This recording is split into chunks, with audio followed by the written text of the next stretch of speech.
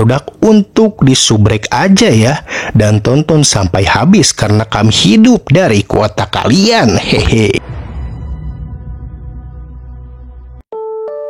Kisah dibuka dengan sekumpulan para gadis yang terlihat sedang senam, dan setelah selesai senam, terlihat salah satu teman mereka yang bernama Angel. Ia baru saja jadian dengan pria yang bernama Leo, dan salah satu mantan Leo mengatakan bahwa Leo suka menggunakan pelet untuk memikat para hati wanita dan menguras isi dompetnya. Hei, ya. Oh, sejak kapan? Emang lo dulu di pelet? Ya iyalah. Lo sahabatan kan sama Angel? Sekarang lo bilang ke dia. Tak lama sang mantan Leo pun akhirnya terkena guna-guna, mungkin kiriman dari Leo. Mantannya, kemaluannya tiba-tiba terasa gatal dan mengeluarkan sebuah belatung saat ia tiba di kamar mandi. Dan pada akhirnya mantan Leo pun harus mati dengan cara mengerikan.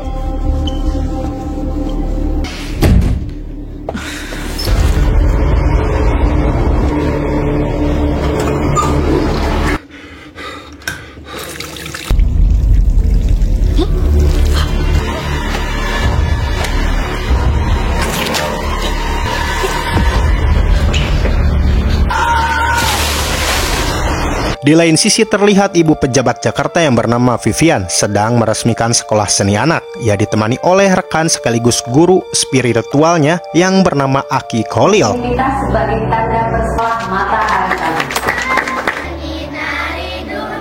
Sudah Ki, akan ditransfer hari ini. Scene pun berganti kepada Leo dan Angel yang selesai adu gabrut di sebuah hotel, dan Leo mengungkapkan isi hatinya terhadap Angel bahwa ia ingin menikahi Angel. Dan saat Leo hendak akan berendam di bathtub, terlihat Angel yang sedang berbincang di ponsel, dan disinilah terungkap bahwa Angel adalah wanita ani-ani para pejabat. Ia menjalani hubungan skandal dengan suami dari Ibu Vivian yang merupakan pejabat ibu kota Jakarta. Ia bernama Burhan. Burhan juga mengatakan bahwa Vivian istri sahnya mengizinkannya untuk poligami dan rela untuk dimadu. Mendengar hal itu, tentu saja Angel pun sangatlah senang karena dia akan difasilitasi rumah mewah dan fasilitas yang sangat amat luar biasa mewahnya. Dan terlihat Leo yang cemburu karena mendengar Angel yang berkata I love you too ditelepon kepada Burhan. I love you too. Di malam harinya, teman dekat dari Angel yang bernama Yuli mengingatkan Angel bahwa Leo suka memakai pelet. Sontak Angel pun tak percaya begitu saja dan mencari bukti yang dibawa oleh Leo saat Leo pergi ke bawah untuk membeli makanan. Dan benar saja, Angel menggeledah tas Leo. Angel pun menemukan beberapa helai rambutnya dan fotonya yang sudah disimpan di dalam botol air yang berwarna kuning. Nih, tuh kan, nggak ada.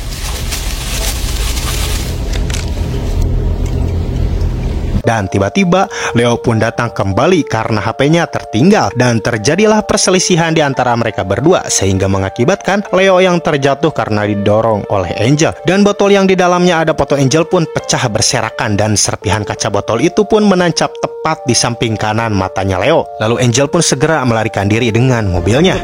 Balikin. Mana saksinya? Buat menyatukan cinta kita, Angel. Angel, Angel, kamu gak bakal pernah bahagia, Angel.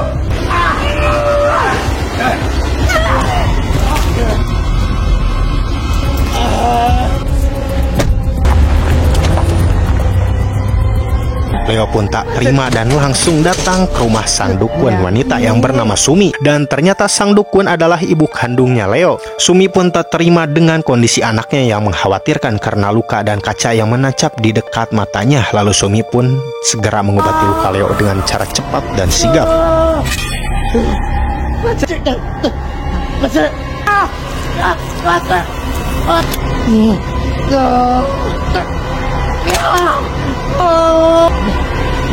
Sumi juga akan membalaskan dendam anaknya dengan cara membunuh tanpa menyentuh, dan Leo ditugaskan untuk bisa membawa air liur Angel dan juga Burhan yang akan menikah. Mau Angel menderita. Kau bawa ludah mereka. Berikan pada Maci. Singkat cerita, Angel dan Burhan pun akhirnya menikah dengan cukup mewah dan disaksikan oleh istri pertama Burhan dan juga kedua anaknya Burhan yang masih kecil. Sementara dua anaknya lagi lebih baik diam di perantauan daripada harus serumah dengan bapak yang menikah lagi. Mas kawin dibayar. Keesokan harinya, Leo pun dengan lantang ingin mencium Angel saat Angel selesai senam untuk mendapatkan air liurnya. Dan pada akhirnya Leo pun berhasil karena Angel telah meludahi wajah Leo. Leo, Sekali aja, cium dulu sekali.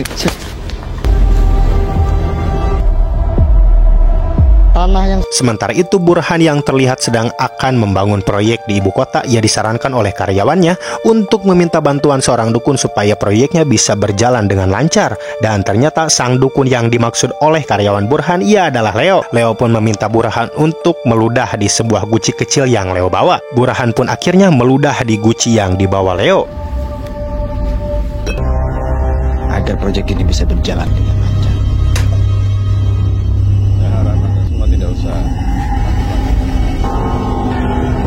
Dan pada akhirnya, Leo pun telah berhasil membawa kedua liur milik Angel dan Burhan. Setibanya di rumah, Sumi pun langsung melaksanakan ritual dengan ludah Burhan dan Angel dan dimasukkan ke dalam sebuah boneka santet. Sumi pun memerintahkan Leo untuk bisa menguburkan kedua boneka santet ini tepat di rumah Angel dan juga Burhan. Ini tidak main-main, Saranawati.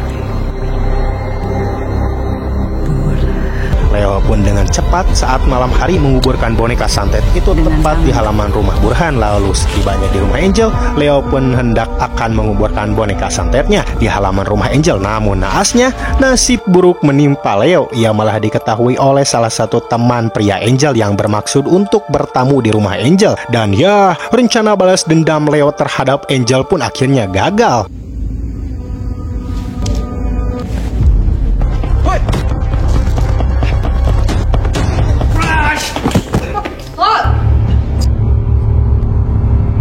Siapa dukun yang lupakan untuk melet?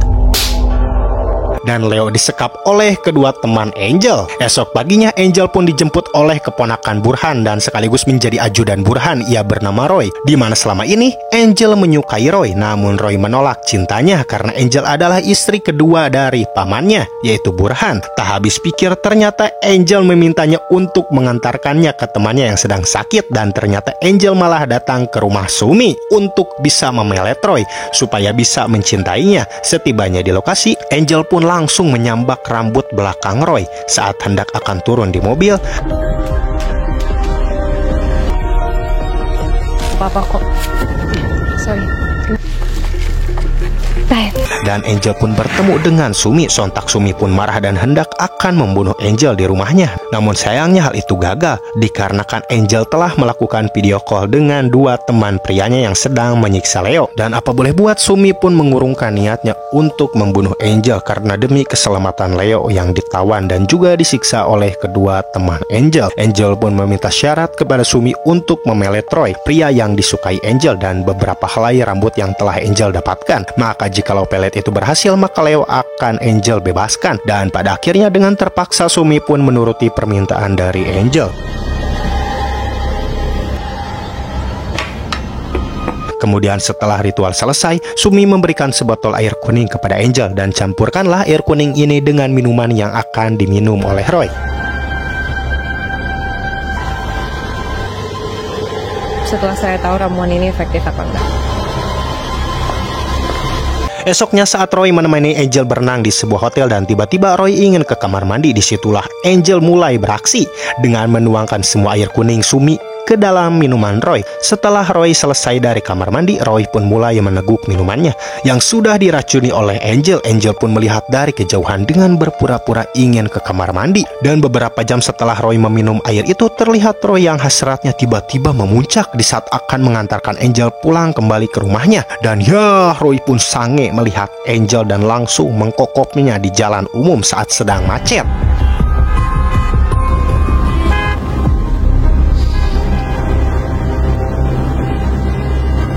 Setibanya di rumah, Angel dan Roy pun sudah tidak bisa menahan lagi hasrat ingin kukudaan dan langsung adu gabrut dengan Angel. Dan pelet terhadap Roy pun sudah mulai bekerja dengan sempurna.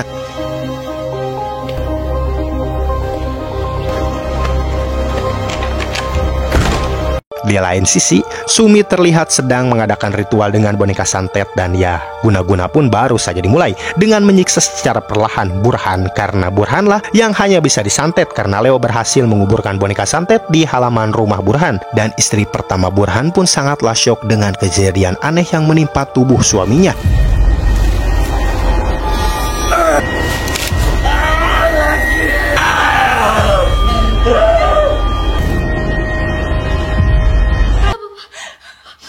Dan di esok paginya Burhan pun dilarikan ke rumah sakit untuk pemeriksaan medis. Namun dokter mengatakan bahwa Burhan tidak mengalami gejala apapun secara medis. Bahkan Burhan sampai melakukan scan di area kepala. Takutnya ada sebuah virus yang bersarang di dalam otaknya. Namun hasilnya tidak ada gangguan yang ditemukan di seluruh tubuh Burhan.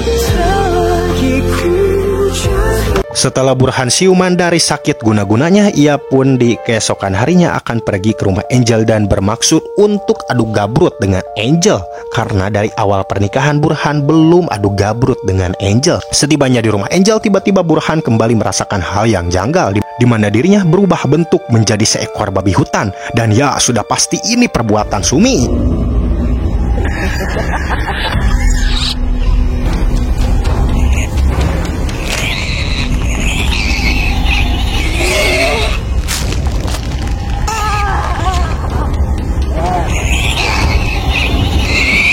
Roy pun yang sudah adu gabrut dengan Angel pun terkejut dengan kedatangan pamannya yang tiba-tiba bersikap aneh layaknya menjadi seekor binatang. Angel pun kaget dan keluar kamar dan menghampiri Burhan yang sudah pingsan dan mulutnya berbusa. Lalu mereka berdua segera membawa Burhan ke rumah sakit terdekat. Setibanya di rumah sakit, Angel tidaklah panik saat istri pertama Burhan itu datang ke rumah sakit. Dan Angel dengan Roy malah memilih untuk kembali pulang lagi ke rumahnya. Sungguh istri muda yang membagongkan. Dokter Santoso kan? Enggak Aneh nanya. kata dokter Santoso. Perilakunya aneh kayak... Yuk. Udah. Dan dari sinilah cinta sejati sesungguhnya ialah Vivian, istri pertama dari Burhan yang senantiasa merawat dan menjaga kesehatan fisik Burhan. Berbeda dengan Angel yang hanya menginginkan kekayaan Burhan saja. Singkat cerita, Burhan pun kembali siuman dan setelah di rumah bukannya malah sehat kembali, Burhan malah makin menjadi. Dan tanpa Burhan sadari, Burhan malah menyerang istrinya sendiri dan akan membunuhnya. Tentu saja perilaku Burhan itu didalangi oleh Sumi. Seperti dia menyakiti dirimu. Vivian pun berusaha melarikan diri dan malangnya malah pembantunya mereka yang Burhan aniaya. Namun untungnya anak ibu Vivian segera cepat menelpon Aki Kholil dan datang ke rumah Burhan. Dan dengan cepat Aki Kholil pun berhasil menyadarkan kembali Burhan dengan cara menyabut sebuah paku goib yang tertancap di kepala Burhan.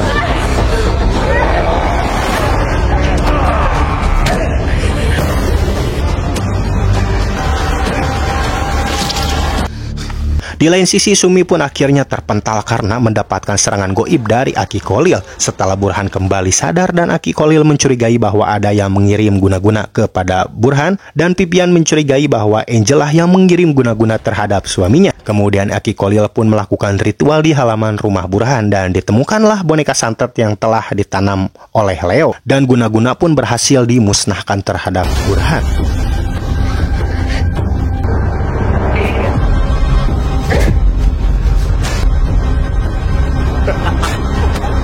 Esok harinya Vivian pun segera mendatangi rumah Angel dan ia pun terkejut melihat Roy dan Angel yang telah selesai adu gabrut. Dan terjadilah perselisihan di antara mereka bertiga dan rambut dari Vivian pun terjambak oleh Angel. Namun Roy kembali sadar saat Vivian berkali-kali menamparnya dan mengatakan bahwa ia adalah tantenya. Maka dengan itu Roy pun lebih memilih pulang kembali dengan tantenya dan meninggalkan Angel seorang diri. Ponakan saya untuk berbuat kotor sama kamu merusak hidup orang.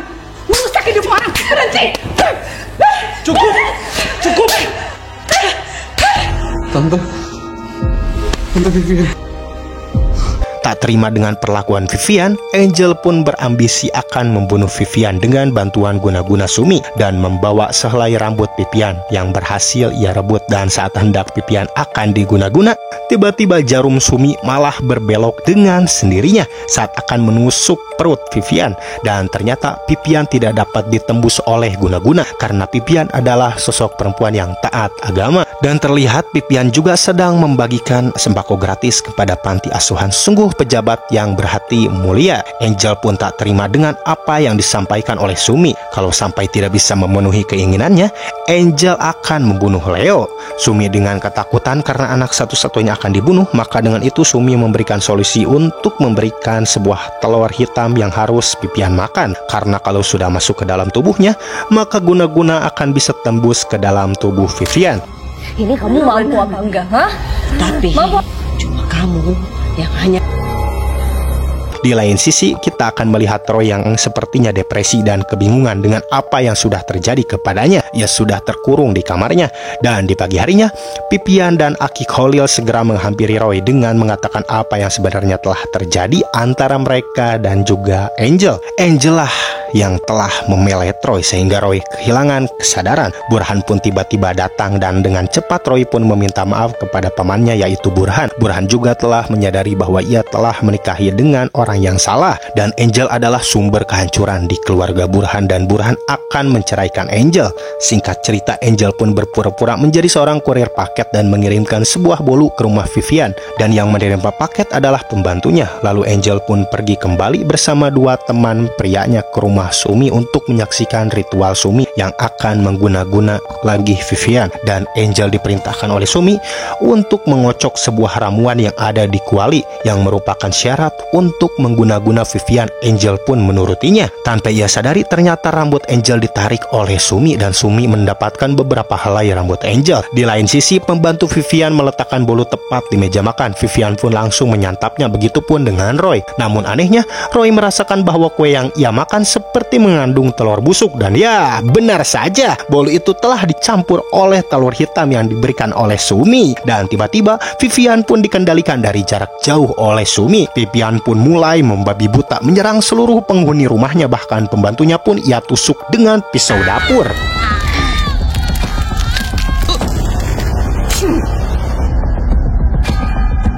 Roy yang menyaksikan hal itu segera pergi untuk menjemput Aki Khalil dan yang paling mengerikannya adalah Vivian akan membunuh anaknya, namun hal itu digagalkan oleh pembantunya yang kembali sadar dan menyelamatkan anak Vivian untuk masuk lagi ke kamar.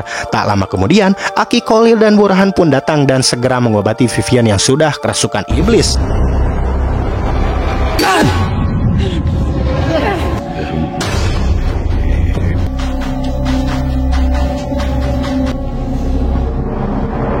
Sumi pun kembali terpental karena kekuatan goib dari Aki Khalil yang cukup tinggi. Maka dengan itu Aki Khalil ingin mencari siapakah dukun yang mengirim guna-guna ini. Roy pun teringat bahwa ia pernah mengantarkan Angel yang katanya ke rumah temannya yang sedang sakit. Dan dari sinilah petunjuk pun mulai terbuka. Akhirnya Roy dan Aki Khalil segera berangkat menuju rumah Sumi. Namun saat hendak akan mendekati rumah Sumi, malah datang kedua teman Angel yang akan menggagalkan rencana mereka untuk bertemu dengan Sumi. Roy pun menghadang kedua teman Angel dan berhasil mengalahkannya. Dan Aki Khalil berhasil masuk ke rumah Sumi, di mana rumah Sumi ada Angel yang sedang bersembunyi. Dan tanpa diduga, Roy menemukan Leo di dalam mobil yang sudah disekap di dalamnya. Roy pun tanpa pikir panjang langsung membebaskan Leo. Sementara itu di lain sisi terlihat Vivian yang sedang mendapatkan gangguan guna-guna lagi.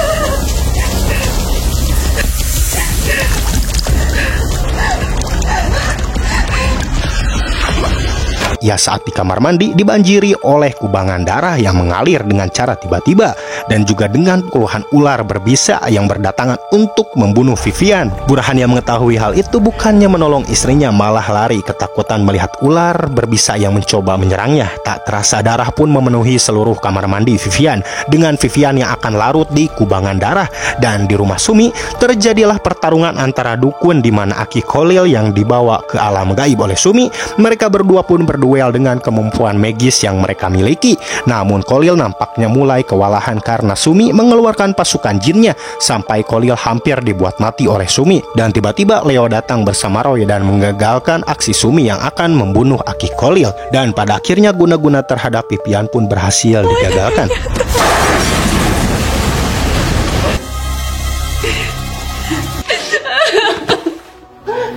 Angel yang bersembunyi pun tiba-tiba mencoba melarikan diri dengan mobil teman prianya. Tapi Sumi dengan cerdiknya yang sudah mendapatkan rambut Angel langsung menyerang Angel dengan guna-gunanya. Dan di akhir film kita akan menyaksikan kematian Angel, sang ani-ani pejabat harus tewas dengan cara mengerikan. Ia dibunuh oleh ribuan ular berbisa yang menyerangnya saat di dalam mobil dan di luar mobil.